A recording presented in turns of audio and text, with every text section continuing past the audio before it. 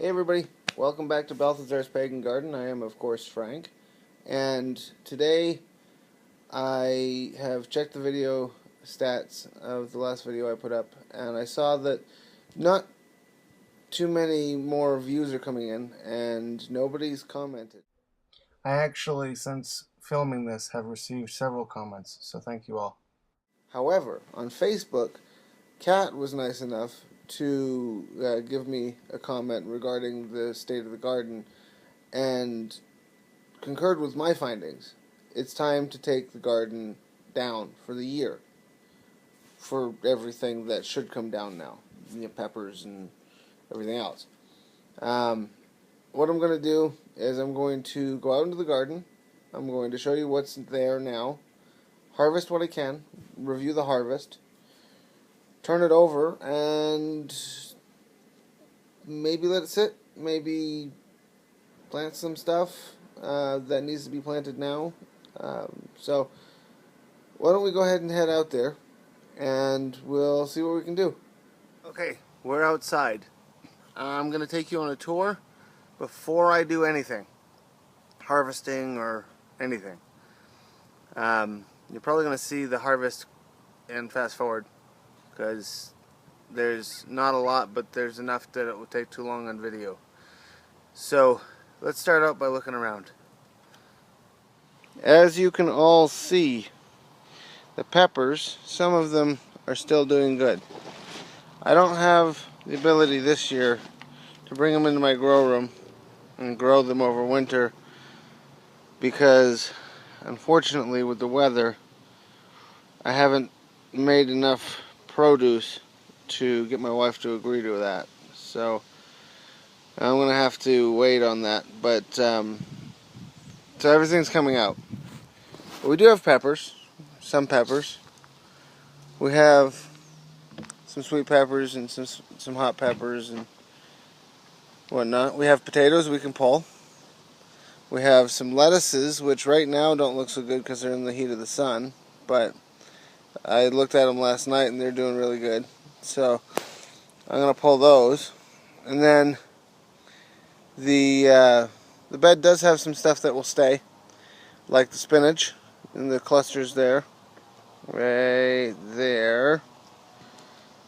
See the lettuce. Peppers. Anyways, the spinach will stay. The marigolds are going to stay because they're doing really good, actually. And that giant one, I don't know what's going on with it, but I really want to save marigold seeds from them, so I'm going to let them sit there. On this side, my shadow, you can't see what I'm looking at. Here we go. Carrot's going to stay. The Scarlet Runner's never produced anything, unfortunately. My beets are going to stay. Let me change sides so you can see a bit better. Here we go. I'm probably going to leave my peas. Actually, no. I think I'm going to pull the peas because the peas aren't doing anything. They haven't produced except for one pod. I have more potatoes in here. So why don't we go ahead and harvest this, and then I'll come back to you with what the harvest yielded.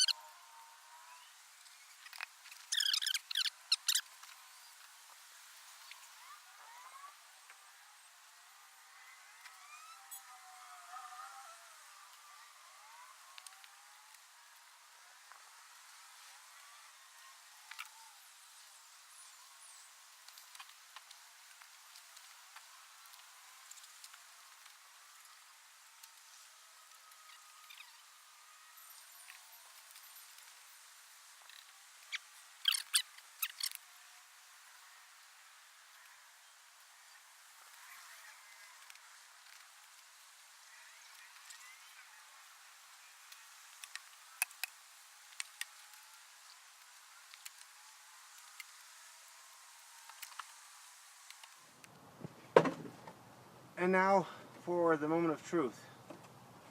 The one potato eye that survived off of the potatoes that I had that failed miserably the year before I started this channel.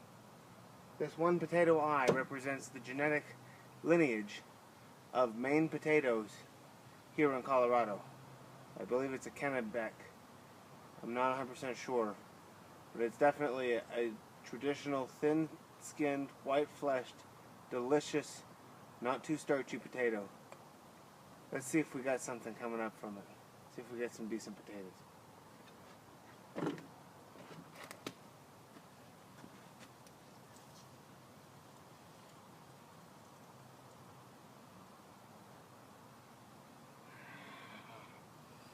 Oh yes. I have potatoes. I gotta save some to grow, but I have potatoes. Real, honest to goodness Maine potatoes. That's cool. I'm done harvesting. I got half a dozen peppers, a small pile of watercress leaves, the nasturtium. We got 3 lettuces, 3 heads of lettuce. It's the mustard spinach greens. Awesome, awesome plant, but it's not really looking very good right now because it's in the sun. I got to get it out of the sun and in the fridge. And then I got potatoes. It's not a lot of potatoes, but it's some. The ones I'm most happy about are these ones because these are Maine potatoes, and they're pretty awesome. I'm going to save them probably though because I don't have enough to cook up. But that's from Yukon Golds. I can buy them anytime, so I'm probably going to take the biggest ones and eat them. And then the other ones I'll just, I don't know, throw them in the compost or save them for seed next year or something. But we still have spinach and marigolds and beets and 1 lone carrot in these beds. I'm beat for today. This is all that I'm going to do.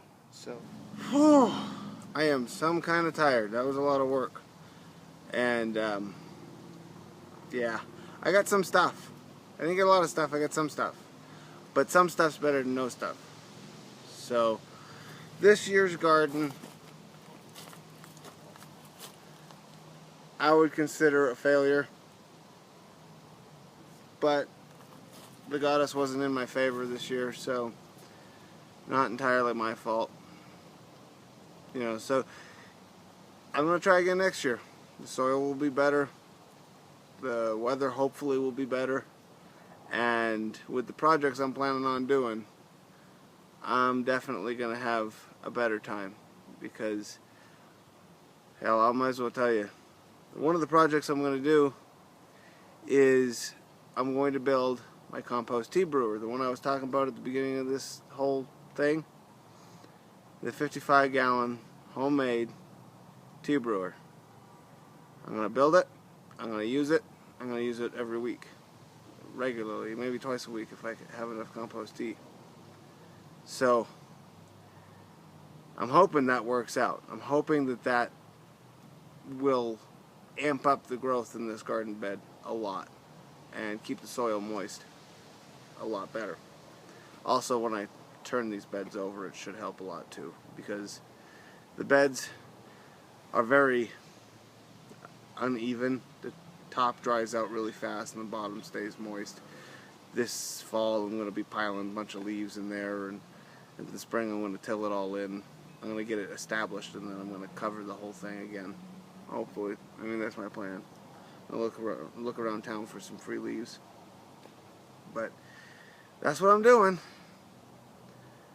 And that was the produce we got from all that hard work that we did over the year. So not a lot, but something. Something's better than nothing.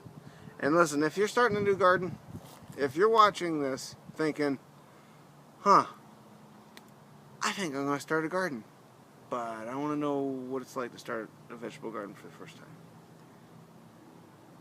Learn from my mistakes. I made a ton of them for where I live. Not necessarily a ton of them in general, because if I were in Maine, my output would have been a lot better, I bet. But here with 17 inches of annual rain and 2 hailstorms and the drought at the beginning of the summer and the fact that I didn't have enough money to buy the wood for the beds, to put the beds up, to put the plants in on time, losing all that foreground that I got when I was doing the grow room, you know, I made some mistakes. I know I made some mistakes. I'm going to learn from them. I'm going to rewatch my videos come next year when I get ready to go and go, well, that was dumb. Don't do that. So, but it's been great taking you along with me. I really like spending time in the garden with you. It's awesome. It's really fun. And I don't regret any of it. And even if you're not brave enough to do this on camera, be brave enough to do it for yourself or your family. Even just one bed will help. Might be hard the first year. Matter of fact, I know it'll be hard the first year, but it'll be worth it. That little bit of vegetables I got, I am very proud of. So, be proud of yours too. Okay? This has been Frank with Balthazar's Pagan Garden. The garden outside might be closed for the most part, but the show will go on because there's lots of things I'm going to be doing over the winter. So, stay tuned. And as always, happy growing!